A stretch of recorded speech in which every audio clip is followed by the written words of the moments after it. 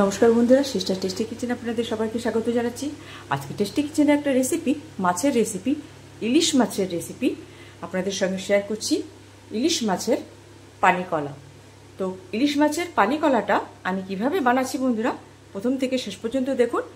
এখানে আমি ম্যারিনেট করে রেখেছি ইলিশ মাছটাকে। হলুদ, নুন আর সর্ষে বাটা আর তেল দিয়ে এটাকে আমি ম্যারিনেট করে রেখেছি। আধা ঘন্টা হয়ে গেছে। এইবারে এটাকে, যেহেতু পানি কলা, পানি কথার অর্থ হচ্ছে জল, জল দিয়ে এটাকে আমি সেদ্ধ করব। তো এই হচ্ছে আমার ইলিশ মাছের পানি কলা। তো জল দিয়ে আমি এটাকে ভাপ দিয়ে সেদ্ধ করে নেব। চলুন বন্ধুরা, এটাকে এবারে জল দিয়ে ওভেন অন করে এটাকে জল দিয়ে সেদ্ধ চাপিয়ে দিই। বন্ধুরা, আমি এখানে গ্যাস অন করে বসিয়ে দিয়েছি।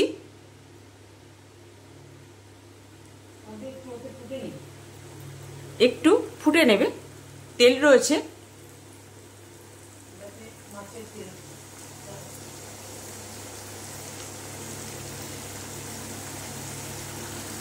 বন্ধুরা, এই পজিশনে দিয়ে দেবো জল।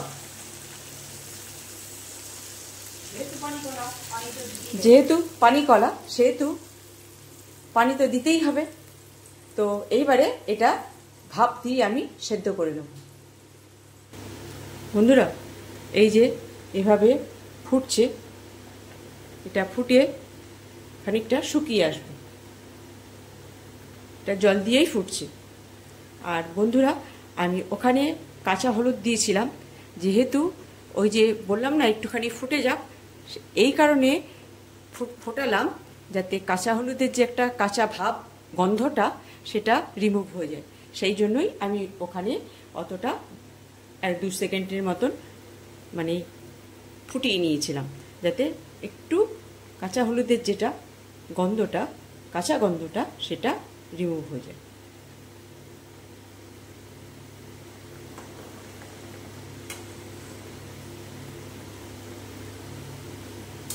এটা আরও একটু ফুটবে। বন্ধুরা, এখানে আমার এই যে ইলিশ মাছের পানি কলা প্রায় হয়ে এসছে। এবার গ্যাস করবো অফ আর দেখাচ্ছি কেমন হয়েছে।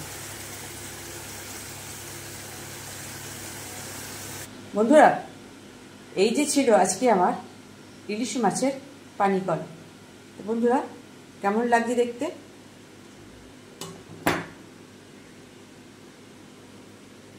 ভালো লাগলে একটা লাইক শেয়ার দেবেন আর কমেন্টসে জানাবেন কেমন হয়েছে। আর আমার এই সামান্য রেসিপি আপনারা বানিয়ে খাবেন আর এনজয় করবেন। রাখছি বন্ধুরা, বাই।